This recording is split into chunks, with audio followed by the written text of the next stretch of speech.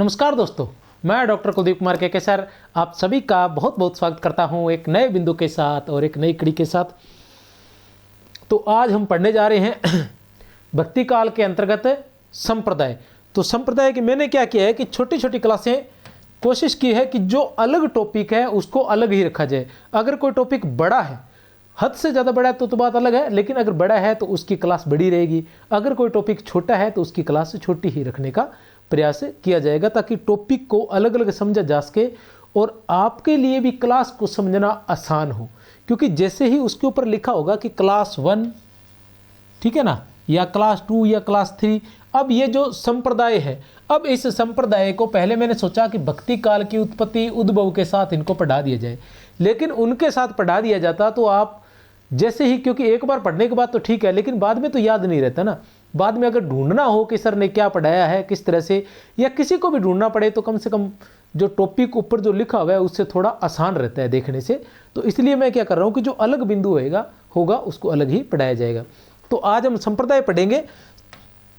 भक्ति काल के अंदर जितने भी संप्रदाय थे, ठीक है ना, उनके प्रवर्तक कौन थे, ये बात आज हम पढ़ने वाले हैं। इसको कुछ ट्रिक के माध्यम से या कुछ तरीकों के माध्यम से याद करने का प्रयास भी करेंगे कि किस तरीके से कौन कौन से संप्रदाय जो है वो अक्सर पूछे जाते हैं, कौन कौन से संप्रदाय ऐसे हैं जो प्रयास के बावजूद भी याद नहीं होते हैं, उनको किस प्रकार याद किया जा सकता है। ये सारी बातें आज हम करेंगे। प्रयास किया जाएगा कि सभी जितने भी भक्ति काल के अंतर्गत जितने भी संप्रदाय आते हैं उनके बारे में आज हम पढ़े। लेकिन फिर भी अगर कोई संप्रदाय रह जाएगा तो मैं फिर भी उसको फिर से पढ़ा दूंगा, ठीक है ना। तो देखते हैं सबसे पहले कि श्री संप्रदाय। श्री संप्रदाय के प्रवर्तक कौन थे? रामानुजाचार्य थे। श्री संप्रदाय के प्रवर्तक कौन थे? रामानुजाचार्य थे। सनकादिक, निम्बार्क संप्रदाय या सनत संप्रदाय। अब इसमें से आपको दो ही बातें याद रखनी है कि सनकादिक या सनत संप्रदाय। सनकादिक या सनत संप्रदाय किसके हैं? निम्बार्क के हैं।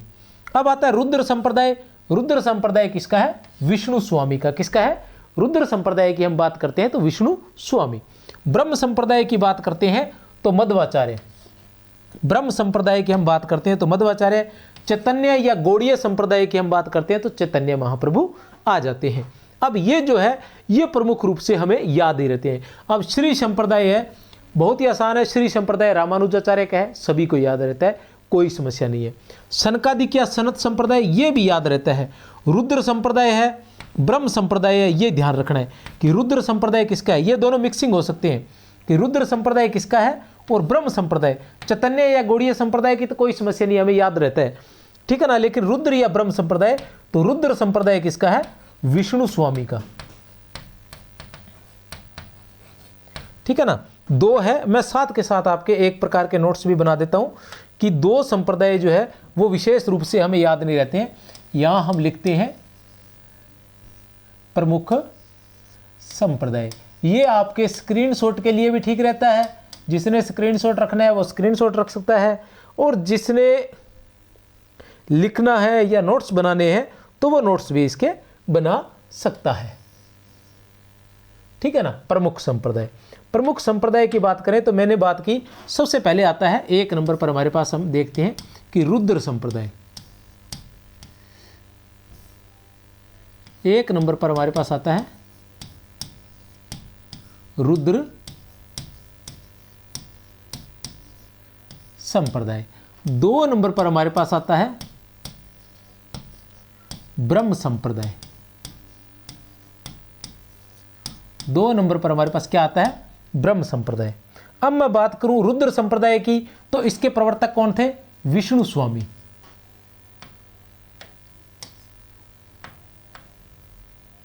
रुद्र संप्रदाय के प्रवर्तक कौन थे? विष्णु स्वामी। विष्णु स्वामी। और ब्रह्म संप्रदाय के कौन थे?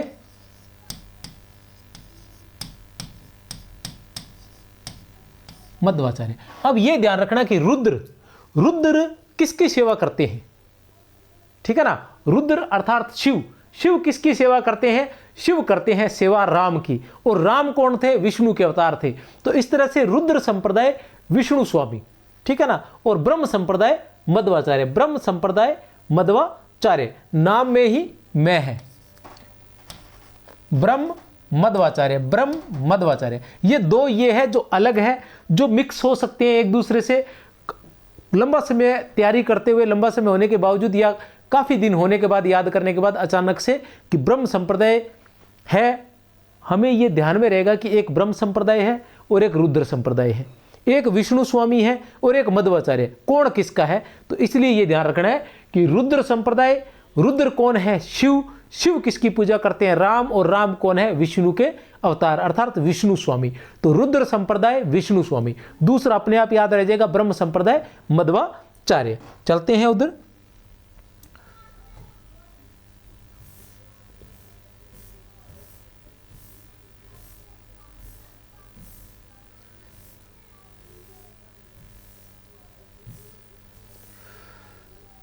फिर है हमारे पास बिश्नोई संप्रदाय। कोई समस्या नहीं है, बंदे बंदे को ध्यान है, क्योंकि हम इससे वाकिफ है, हमारे आसपास में बहुत सा समाज रहता है, तो हम जानते हैं कि बिश्नोई संप्रदाय किसका है, जम्बनाथ इसके जो है प्रवर्तक हैं।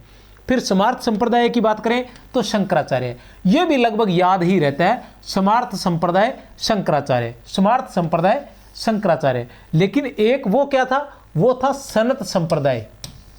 क्या था? सनत संप्रदाय या सनकादिक संप्रदाय। क्या था? सनत संप्रदाय या सनकादिक संप्रदाय। तो इसके कौन थे? इसके थे निम्बारक महाराज। कौन थे? निम्बारक महाराज। ये बात थोड़ा सा दिमाग में रखनी है कि स्मार्ट कौन है? स्मार्ट शंकर। अगर आप साउथ की मूवी देखते हो तो उसके अंदर एक मूवी है स्मार्ट शंकर नाम से, 2 मूवियां शायद जहां तक है ये आ चुकी हैं, स्मार्ट शंकर, ठीक है ना। फिर आता है रामावत संप्रदाय। कोई समस्या नहीं है, रामानंद जी हैं, याद ही रहना चाहिए, क्योंकि रामानंद ही थे जो राम को लाने वाले थे, ठीक है ना। रामानंद ही थे जो राम को, विष्णु के अनेकों अवतारों में से राम को प्रतिष्ठा दिलाने वाले जो थे वो रामानंद जी ही थे, और इन्होंने रामावत संप्रदाय की स्थापना की थी। सिख संप्रदाय कोई समस्या नहीं है, पूरा संसार जानता है, नानक इसके प्रवर्तक थे। सिख संप्रदाय की बात करें तो नानक इसके प्रवर्तक थे। उदासी संप्रदाय थोड़ा सा अलग है, याद रख सकते हो, वैसे याद रखते हैं बच्चे, जो याद करने लग जाते हैं याद ही रह जाता है। नानक की वजह से ये याद रह जाता है कि उदासी संप्रदाय के प्रवर्तक कौन थे? श्रीचंद थे। श्रीचंद कौन थे? नानक के पुत्र थे, ठीक है ना, ये भी याद रह जाएगा। फिर भी आप कहें तो मैं इधर इसको लिख देता हूं, 3 नंबर पर हमारे पास आ जाता है। इन 2 का जो है ये अलग जोड़ा है, ये ध्यान लगा लेना, जोड़े में तैयार कर देता हूं।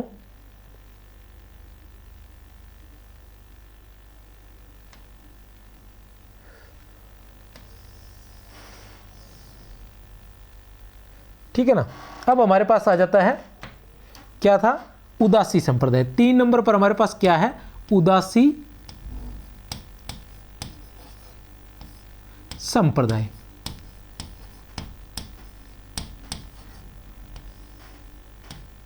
उदासी संप्रदाय, उदासी संप्रदाय के कौन है? क्या था अचानक से? हाँ, श्रीचंद। एक्चुअल में कई बार कुछ नामों का ऐसा होता है, मुझे ये ज्ञानचंद रह जाता है नाम दिमाग में बैठ। श्री चंद। उदासी संप्रदाय के कौन है? श्रीचंद है। चलते हैं आगे, कोई नई चीज देखते हैं। उसके बाद आता है हमारे पास सत्यपीर संप्रदाय। सत्यपीर संप्रदाय, अलाउद्दीन हुसैन। सत्यपीर संप्रदाय बिल्कुल अलग है, याद करना पड़ेगा हमें। सत्यपीर संप्रदाय अलाउद्दीन हुसैन, सत्यपीर संप्रदाय अलाउद्दीन हुसैन। और सत्यपीर संप्रदाय जैसी एक और चीज है सत्यनामी संप्रदाय। सत्यनामी संप्रदाय जगजीवन दास। सत्यपीर संप्रदाय अलाउद्दीन हुसैन, सत्यनामी संप्रदाय जगजीवन दास। आ जाते हैं, 2 का जोड़ा हमें और मिल गया है। कौन सा है?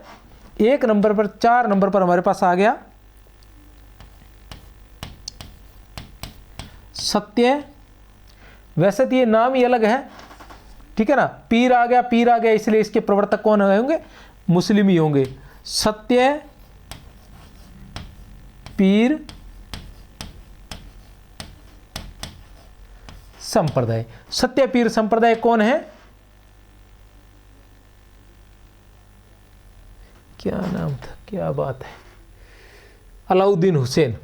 क्या नाम है? अलाउद्दीन हुसैन।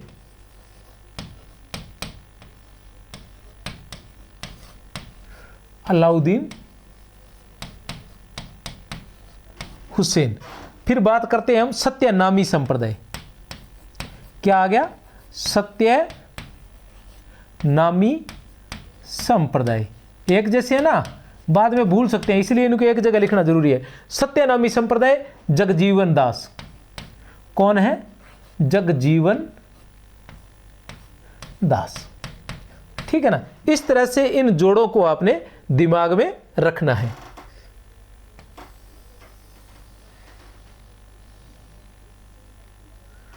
ठीक है। सत्यपीर संप्रदाय अलाउद्दीन हुसैन और सत्यनामी संप्रदाय जगजीवन दास। निरंजनी संप्रदाय हरिदास निरंजनी, कोई समस्या नहीं है, याद रह जाएगा। लाल पंथ लालदास, कोई समस्या नहीं है। ठीक है ना। निरंजनी संप्रदाय हरिदास निरंजनी, लाल पंथ लालदास, सत्यनामी संप्रदाय जगजीवन दास, तपसी शाखा और रसिक संप्रदाय। अब दो जोड़ा और आ गया हमारे पास। तपसी शाखा किसका है? किल्लादास का। ठीक है ना। और रसिक संप्रदाय अग्रदास का। रसिक संप्रदाय के प्रवर्तक तो अग्रदास थे। राम काव्य परंपरा के अंदर रसिक भावना को लाने वाले ही अग्रदास ही थी। तो तपसी शाखा किल्लादास और रसिक संप्रदाय अग्रदास। कौन कौन से आगे? 6 नंबर पर हमारे पास है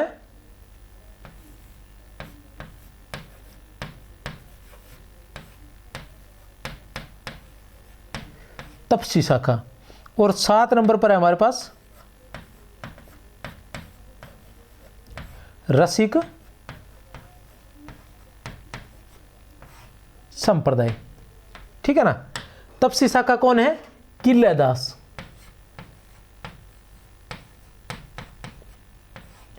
और रसिक संप्रदाय कौन है? अग्रदास।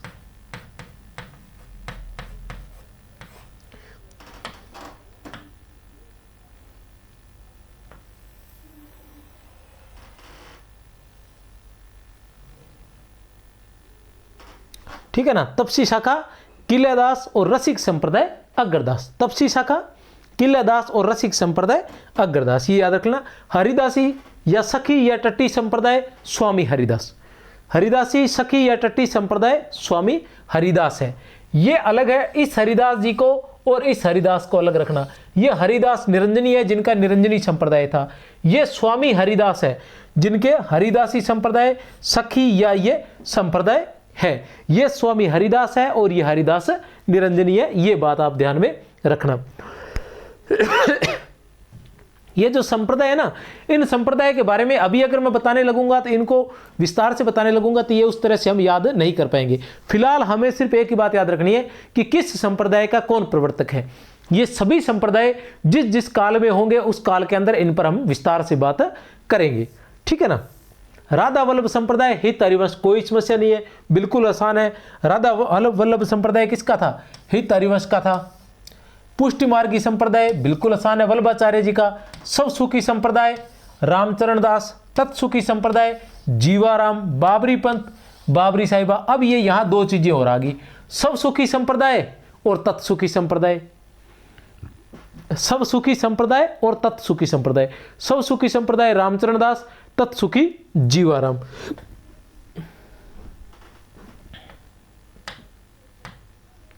आठ नंबर पर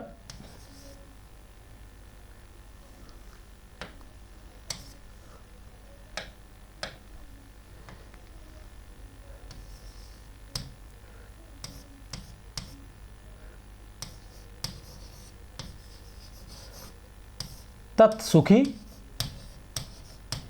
संप्रदाय। क्या है? तत्सुखी संप्रदाय। 9 नंबर पर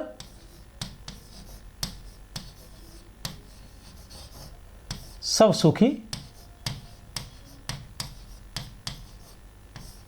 संप्रदाय। ठीक है। तत्सुखी संप्रदाय और सब सुखी। तत्सुखी कौन है? जीवाराम। तत्सुखी कौन है? जीवाराम। और सब सुखी कौन है? रामचरण।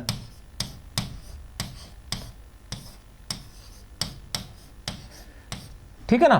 तत्सुखी संप्रदाय कौन है? जीवाराम। और सब सुखी संप्रदाय रामचरण दास। तो इनको भी अलग अलग टुकड़ों में बांट के आपने ध्यान में रखना है।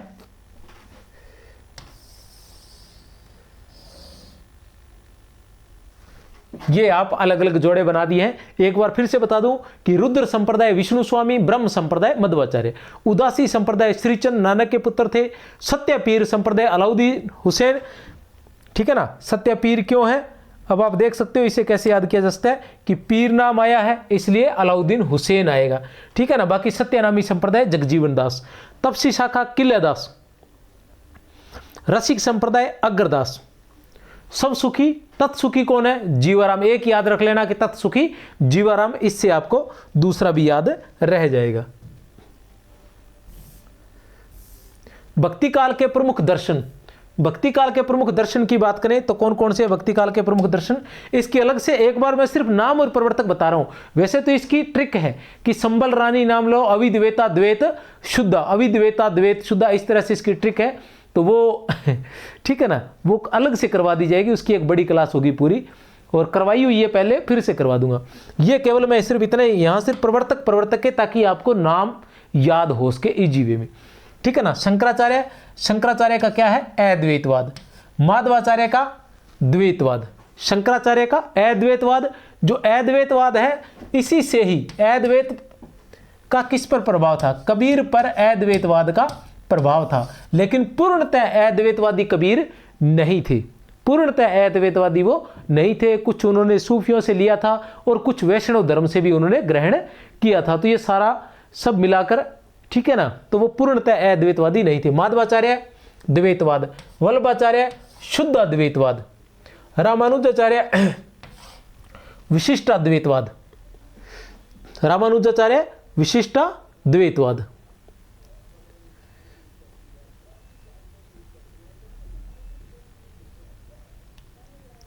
फिर रामानंद विशिष्टाद्वैतवाद, निम्बारक द्वैताद्वैतवाद, चैतन्य महाप्रभु ये भी द्वैताद्वैतवाद। ठीक है ना, ये भक्ति काल के प्रमुख सिद्धांत, ये देख सकते हो। वैसे इसकी एक छोटी सी ट्रिक है, मैं कोशिश करता हूं इजी वे में, आसान से करवाने में, कि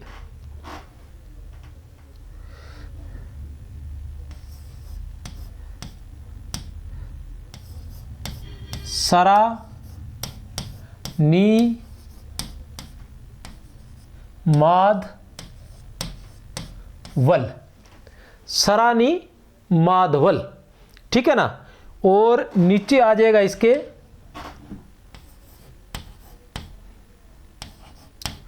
अवि द्वैता, अवि द्वैता द्वैत शुद्ध।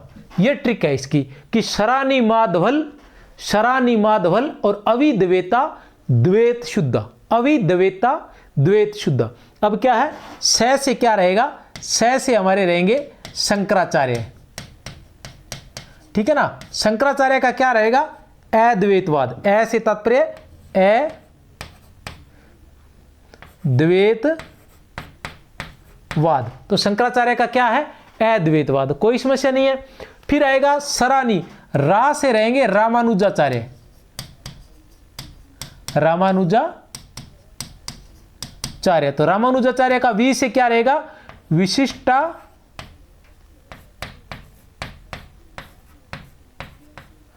द्वैतवाद, विशिष्टाद्वैतवाद, तो रामानुजाचार्य का क्या रहेगा, विशिष्टाद्वैतवाद। ये रे रामानुजाचार्य विशिष्टाद्वैतवाद।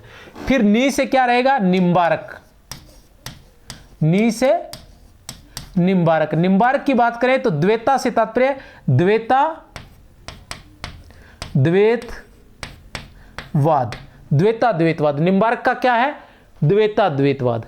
ठीक है, माधव का माधवाचार्य, माधवाचार्य द्वैत, तो द्वैत से द्वैतवाद। माधवाचार्य का ये रे माधवाचार्य द्वैतवाद। ठीक है ना, बल, वल से तात्पर्य क्या होगा, वल से वल्लभाचार्य, वल्लभाचार्य का क्या है, शुद्ध, तो शुद्ध द्वैतवाद। वल्लभाचार्य जी का ये रहा शुद्ध द्वैतवाद। तो ये आपने याद रखना है कि शरानी माधवल क्या है, शरानी माधवल, सरानि माधवल अविद्वेता द्वैत शुद्धा, सरानि माधवल अविद्वेता द्वैत शुद्धा, सरानि माधवल अविद्वेता द्वैत शुद्धा। चलते हैं आगे।